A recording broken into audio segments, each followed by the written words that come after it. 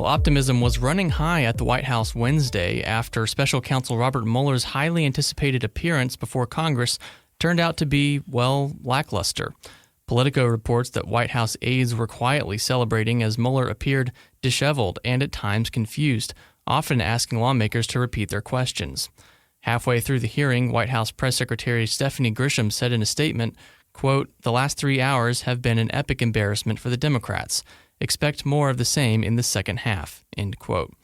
There were poignant moments throughout the hearing, with Mueller pushing back on the president's claim that he had cleared him of obstruction of justice. Here's one exchange between Mueller and Chairman Jerry Nadler. Director Mueller, the president has repeatedly claimed that your report found there was no obstruction and that it completely and totally exonerated him. But that is not what your report said, is it? Correct. It is not what the report said. And now, reading from page 2 of volume 2 of your report that's on the screen, you wrote, quote, "If we had confidence after a thorough investigation of the facts that the president clearly did not commit obstruction of justice, we would so state. Based on the facts and the applicable legal standards, however, we are unable to reach that judgment," close quote. Now, does that say there was no obstruction? No.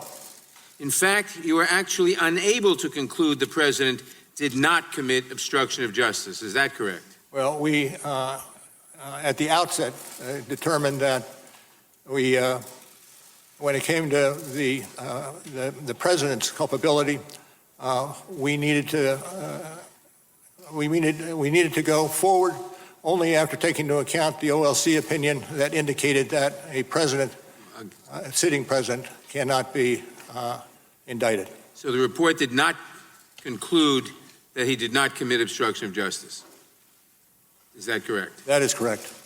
And what about total exoneration? Did you actually totally exonerate the president? No. Now, in fact, your report expressly states that it does not exonerate the president. It does. Well, at times, Mueller appeared unfamiliar with his own report and unfamiliar with Fusion GPS, the firm that produced the Steele dossier, which became the basis for the FBI investigation into the Trump campaign. On page 103 of Volume 2 of your report, when discussing the June 2016 Trump Tower meeting, you reference, quote, "the firm that produced the Steele reporting," unquote. The name of that firm was Fusion GPS. Is that correct? And you're on page 103? 103, that's correct, Volume 2. When you talk about the firm that produced the Steele reporting, the name of the firm that produced that was Fusion GPS. Is that correct? Well, I'm not familiar with that.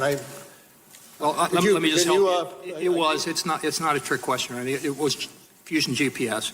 Now, Fusion GPS produced the opposition research document widely known as the Steele dossier, and the owner of Fusion GPA was someone named Glenn Simpson. Are you familiar with? This is outside my purview.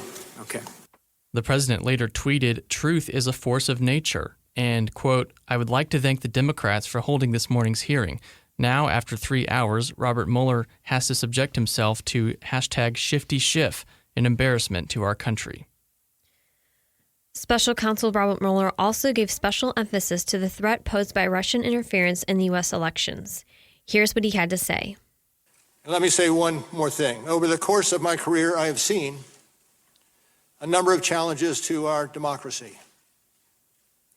The Russian government's effort to interfere in our election is among the most serious. And as I said on May 29th, this deserves the attention of every American. Thank you, Mr. Chairman. Well, at just the time when some Democrats are pushing to impeach the president, a new poll shows that Democrats nationwide are increasingly skeptical about the fairness of the Mueller investigation.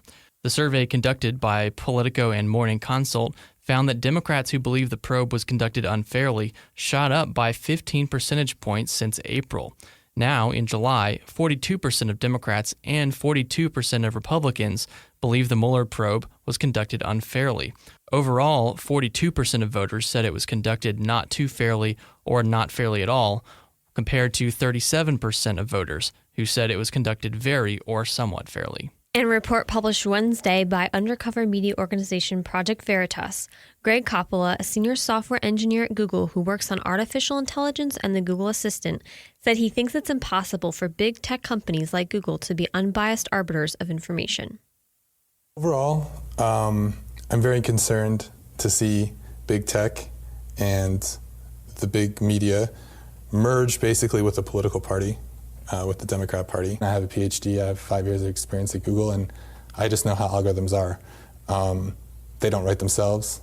We write them to do what we want them to do. I look at search, and I look at Google News, and I see what it's doing, and I see Google executives go to Congress and say that it's not manipulated, it's not political, and I'm just so sure that's not true. I think as the election started to ramp up, the angle that the Democrats and the media took was that anyone who liked Donald Trump was a racist, even a Nazi, and that got picked up everywhere. I think he also said that today's technology is, quote, taking sides. I think for a while we had tech that was politically neutral. Now we have tech that really, first of all, is taking sides in a political contest, which I think, anytime you have big corporate power merging with political parties, it can be dangerous. And I think more generally, we have to just decide now that we kind of are seeing tech use its power to manipulate people. It's a time to decide, do we run the technology? Does the technology run us? Well, the Justice Department has opened up an antitrust review into the nation's biggest tech companies. The Washington Examiner reports, quote, "The probe will examine how the platforms have gained market power and whether they're engaging in practices that stifle competition or hurt consumers in violation of federal law." The antitrust review, the Justice Department said, will consider the widespread concerns that consumers, businesses, and entrepreneurs have expressed about search, social media, and some retail services online, end quote. The Justice Department said it would seek redress if it finds any market-leading online platforms have violated antitrust laws. Senators voted 97-2 on Tuesday to fund first responders of the 9/11 terrorist attacks. John Field, who was a first responder and who advocated for the legislation, thanked those who voted and supported the bill during a news conference, saying, quote, "I'm going to ask my team now to put down your swords and pick up your rakes and go home, and hopefully we don't have to come back." End quote. The legislation funds the 9/11 Compensation Fund through 2092. Senator Rand Paul of Kentucky, who voted against the legislation with his colleague Senator Mike Lee of Utah, said, quote, "While I support our heroic first responders, I can't in good conscience vote for legislation which, to my dismay, remains unfunded." Well, up next, we'll take a look at the big budget deal with Heritage budget expert Justin Bogie.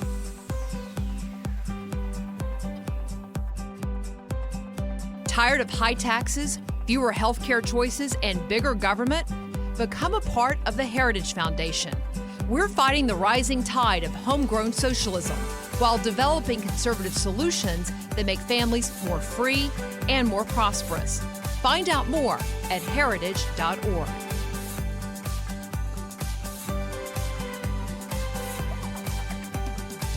Well, Congress is looking at a massive new budget deal, one that has left conservatives a bit dismayed. Joining us now to unpack the deal is Justin Bogie. He's a senior policy analyst in fiscal affairs here at the Heritage Foundation. Justin, thanks for being back on. It's good to be with you. It seems like the only time I'm ever here is under bad circumstances, but it's good to be with you nonetheless. Yeah, it's unfortunate. This week the Trump administration came out in support of this budget deal with Speaker Nancy Pelosi, and it would suspend the budget caps for 2 whole years while raising spending considerably.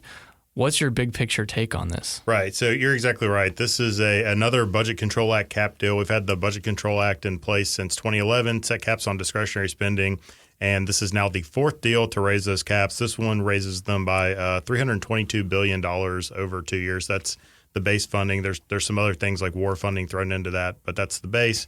And then it also suspends the debt limit for 2 years, basically meaning that the federal government can borrow as much as it wants to through July 31st, 2021, with nothing to restrict them. So just a lot of additional deficit spending and additional debt that's going to be added on for taxpayers. So, Justin, this deal is quite different from the president's budget proposal, which would have raised defense spending while considerably rolling back domestic spending. What are some of those major concessions you find most concerning? Well, yeah, there's really not much good coming out of this deal if you care about the national debt, if you care about the budget. The president's put forth 3 budgets now. The first one balanced. The other 2 still significantly cut the size of the federal government. They didn't balance, but they did make some progress. Even on the defense side, this really isn't a move in the right direction. The 2020 figure is pretty good, but they're only getting a 0.3% increase in 2021. So really, it's not even keeping up with inflation for national defense. And our team here certainly thinks that's unacceptable. And then, another $150 billion or so in domestic spending. We feel like a lot of those programs shouldn't be in the federal government's purview in the first place. They would be better run by state and local governments, the private sector. So really, everyone's getting an increase under this bill, and it's touching a lot of things that really we shouldn't be in the business of doing anyways. So conservatives were up in arms about big spending deals under President Obama. Big spending, especially those first couple years in office.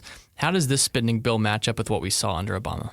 Yeah, so this is really worse, honestly. And President Trump's been very critical of President Obama, President Bush before him, and some of the decisions that they made. But in terms of these spending bills, this is much worse. Now, if the president signs this bill, his 2 budget cap deals will have been over $600 billion. Obama's 2 combined were only about $145 billion or so. And obviously there was some other spending under President Obama. You had the stimulus package after the recession that added on to his debt figures.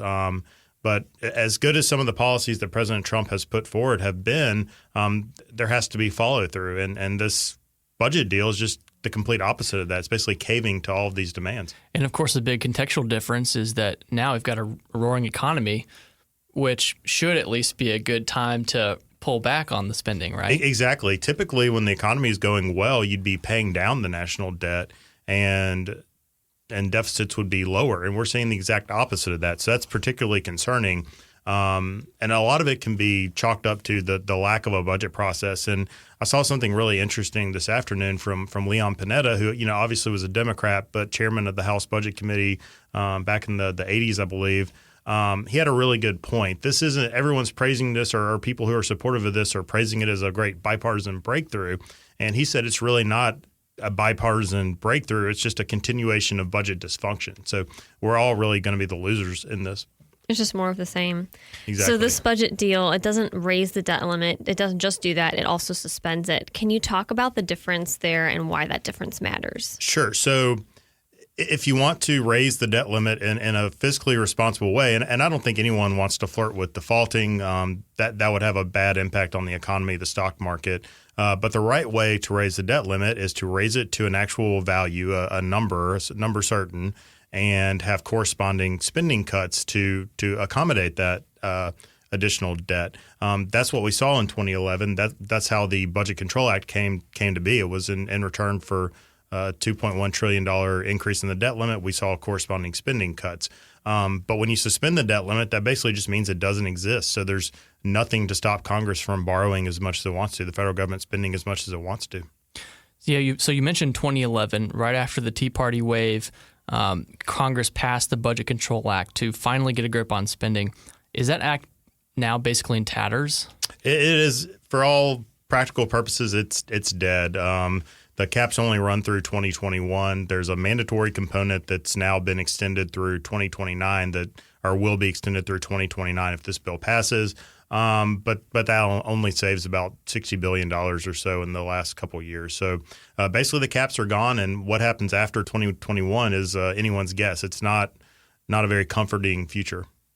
Well, you had a piece, Justin, in the Daily Signal on this morning, and you wrote that, quote, "We could soon all pay a heavy price for this irresponsibility." Can you expand on that a little bit? What kind of price could we end up paying if we continue down this path? Sure. And first, I would say that in order to avoid a bad outcome, we should be making reforms now. And what this bill does is it spends now and it doesn't even pay for it later. So it's just a continuation of delaying reforms and pushing it further down the road. But there's a lot of data out there that shows when a country's debt gets over 90% of GDP, which we already are over in terms of gross debt at least, and we're getting close to it in debt held by the public, that economic productivity slows down, the economic growth slows down, and that translates into less take-home pay for every one of us. It could also mean that we see inflation creep up, that we see interest rates rise. So basically, everything that we buy becomes more expensive, and in general, we won't have as good of a quality of life. And that's especially true the longer we delay reforms for future generations. They're going to be paying a heavier price than someone who's 50, 60, 70 years old right now. It's those who aren't born yet or are very young that will pay the big price. What would you say is the number one driver of the debt long term? Sure. Well, we're focused on the discretionary part of the budget here, and it is important, certainly from a good government point of view. But really the drivers of debt are these so-called mandatory or autopilot programs, and that's mainly healthcare, so Medicare, Medicaid, and then Social Security. They're driving about 75% of the growth in spending over the next decade. And then you also have interest on the national debt. The more debt that we assume, the higher those interest payments become. And soon we're going to be paying more on interest on the debt than national defense. So it becomes a safety issue as well. So if we don't actually reform those programs, what's going to happen to them? Well, they're already on pace to become insolvent. Social Security and Medicaid are both headed that direction. So at some point, the government is either going to have to bail them out, which means more debt, or we're going to get to this whenever this breaking point is. It's coming. We don't know when. But the only options available to lawmakers at that point are really drastically increasing taxes or cutting benefits for everyone. But this is unsustainable, and that's the result we're going to see at some point. So one of the big questions on the conservative side is how do we restrain spending while overall adequately funding defense? And so to turn that question over to you, is there a feasible way for Congress to fund the military adequately while staying within existing cap levels? I think there's absolutely a way to do that. We have our blueprint for balance that we put out in May. We were at $742 billion in defense funding, which is just under the president's request, while maintaining we were actually $40 billion below the overall BCA cap in 2020. And that's through getting rid of a lot of these programs that we shouldn't be involved in, as I mentioned earlier. So there's absolutely a path to do that. I think the tension here is it's become this problem of in order to get more defense spending, we've sort of been held hostage for the domestic spending, and that's why we've seen these terrible deals that keep coming around. And at some point, somebody has to hold the line firm and really focus on constitutional priorities like defense and let some of these other things go by. So we're starting to see conservatives in Congress line up against this. A lot of allies of the president saying we just can't go with this. It's just irresponsible. Mm-hmm.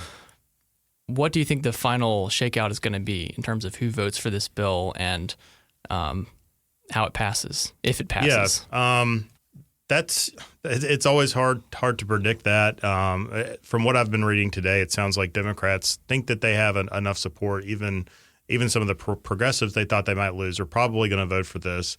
McConnell, I would assume, will be able to cobble up enough votes together to get this through. But you are seeing some pushback on it, and even some Democrats, the Blue Dog Caucus, has pushed back against this. They think it should be paid for, as do we. I'm sure they would have a different method of paying for it than we would support. But I think it's good that there are some members of on the left that are at least cognizant of the fact that this is really irresponsible. And I would just also mention, this $322 billion price tag that we hear, that's kind of just the start of it. The Committee for a Responsible Federal Budget did a 10-year estimate of what this would actually cost, and they have it at about $1.7 trillion by the time you include interest costs and future spending that will be higher as a result of this.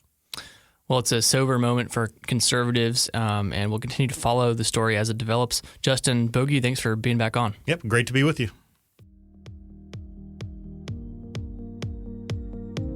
Do conversations about the Supreme Court leave you scratching your head?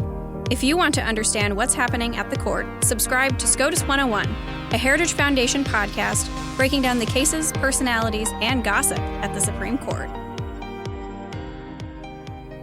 Well, it seems a month doesn't go by without another anti-Israel comment sparking controversy in the House of Representatives.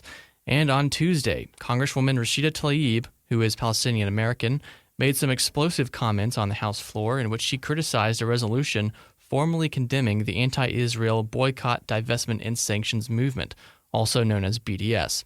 Here's what she said. The right to boycott is deeply rooted in the fabric of our country. What was the Boston Tea Party but a boycott?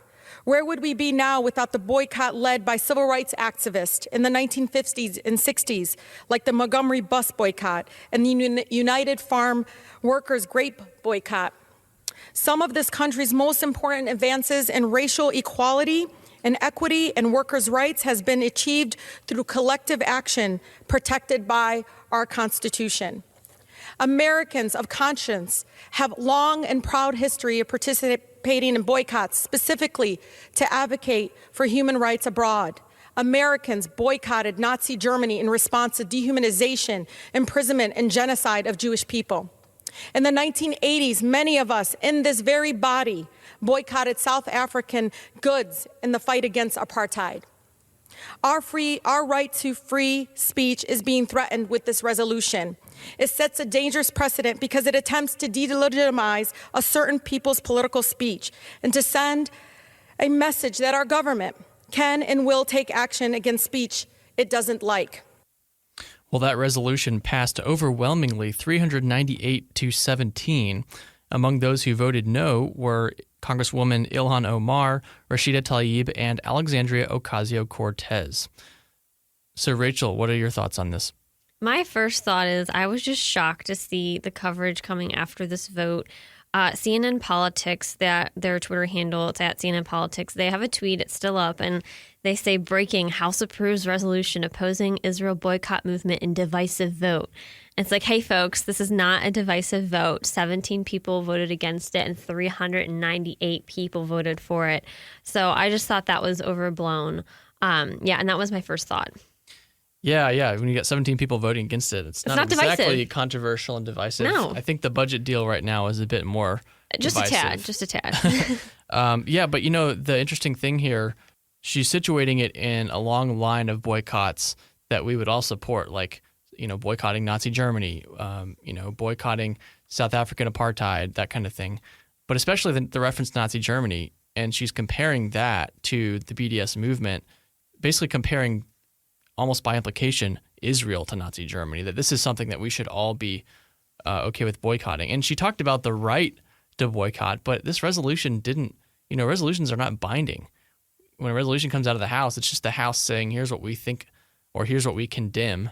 And it's not restricting anybody's rights to boycott. It's just saying we disagree with those who are boycotting. Right. And, let's think about it this way, too. Israel is our greatest ally. And for the House of Representatives, if people, more than 17 people had voted to, have this resolution condemning Israel, that doesn't really stand to reason, as Israel is our greatest ally, the greatest force. Yeah, in the Middle East, the greatest force for peace and, freedom there. And for her to be, placing this movement against all of the others, as you mentioned, Daniel, it's completely unfair. And I think it denigrates those other actual meritorious boycotts that we've all supported and talked about. Well, it's good to see BDS still doesn't have mainstream traction in America. It's gotten a lot of traction on college campuses. Our colleague here at Heritage, Joel Griffith, has written a lot about the BDS movement. You can check out his writing at the Daily Signal.